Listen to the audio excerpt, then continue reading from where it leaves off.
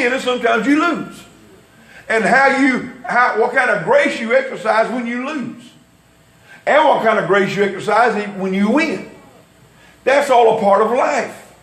Our coaches were teaching us, even though they were teaching us the fundamentals of football or baseball, whatever it was we were playing, even though they were teaching us those things, they were also teaching us how to deal with life. What's good sportsmanship all about?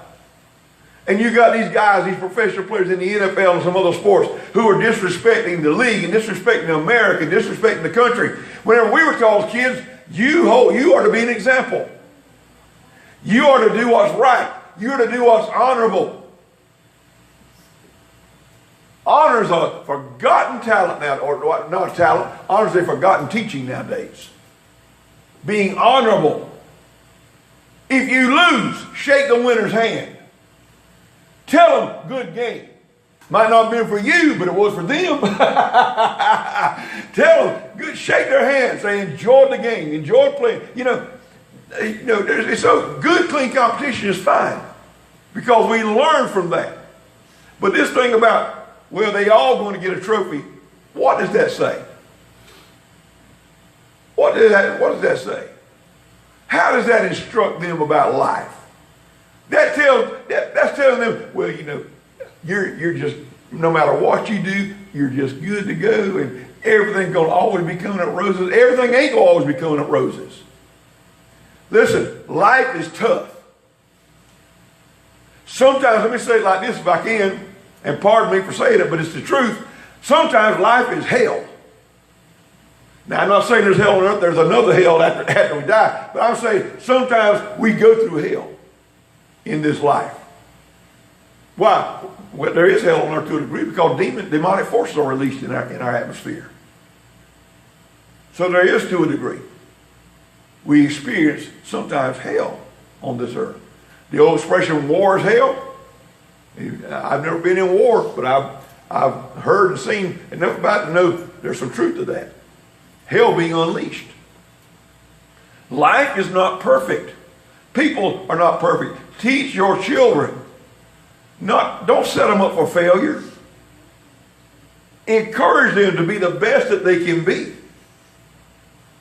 And listen, I've coached ball. I coached my boys when they played Little League ball. I've seen and I've known dads that they thought that their child, they thought their kid, they thought their son was going to be the next draft pick of the NFL. Now the kid ain't but 8 years old. And everything, I mean, they drill them and they berate them and they yell at them and they just treat them they treat them like they're a grown football player, and even grown players shouldn't be treated that way. Some treat them. But they treat them like, it's important. You get this, you do this, you get this right. The kid's 8 or 9 or 10 years old. He's not going to be the next draft pick the next year or two, that's for sure. And the odds are he probably won't ever be. The odds are he probably won't. Now, I'm not saying don't teach him to strive for that if that's his love. Look, there was nothing but when I played high school football, I wished I'd had the talent to be a professional player. I really was hoping I could develop that talent to become a professional football player. That didn't happen. I was an average player at best. I enjoyed playing, I love playing, but I learned things from coaches and things about life, things like that. So don't berate, don't put your children down. Don't tell them, listen, don't tell them they can't do. Unless they're doing something wrong, they tell them they can't do it. But don't tell them they can't. Listen, they have a desire to be a musician, encourage them. Don't tell them they can't, encourage them.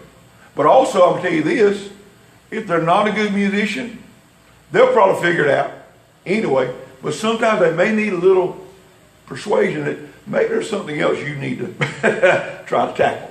Maybe there's something else that you have a gifting for. Maybe that's not your gifting. Don't discourage them. And anyway, I got to move on. I didn't mean to camp out there so long.